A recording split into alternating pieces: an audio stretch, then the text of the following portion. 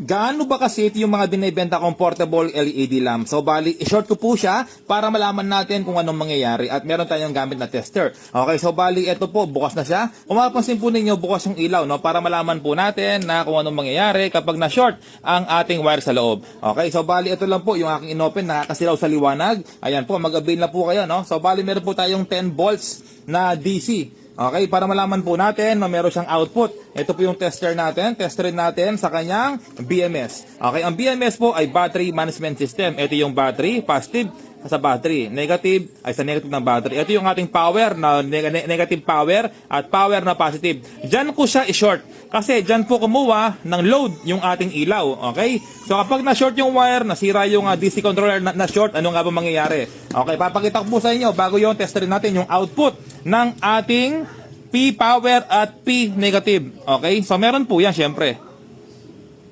Ayan po oh.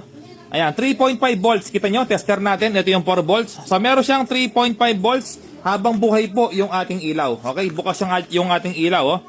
Ayan, may voltahe po. No? Ngayon, i-short ko siya. Ano mangyayari? Okay, so kapag na-short ko po dito, ayan po, 1, 2, 3. Ayan, mag-o-off yung ilaw.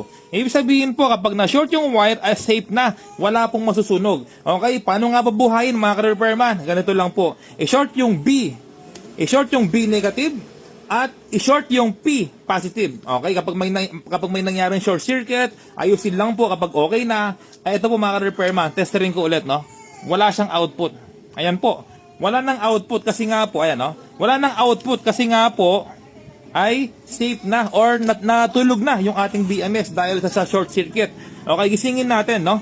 Ito yung ating P power at B negative. Ayan, mag-on yan. O, di ba, mga repairman, ang galing. So, safe na bumili kay Jeff Repairman ng portable LED lamp. Mag-avail na po kayo. Ang bilis maubos.